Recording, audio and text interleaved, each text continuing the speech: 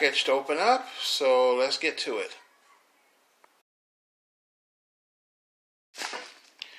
And this is my high pressure radiator hoses.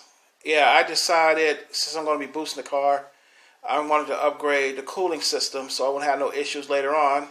So I got the water pump. I'm getting an upgraded radiator, a bigger radiator. And I decided to get these.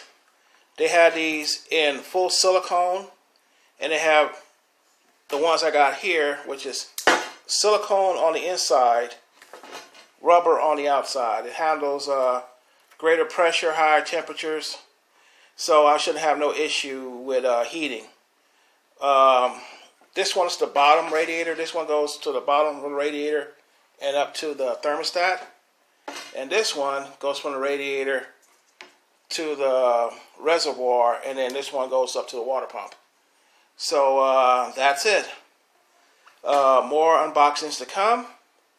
Don't worry, I'm working my way to it, but I just want to make sure I have a strong foundation before I do any more boosting of power.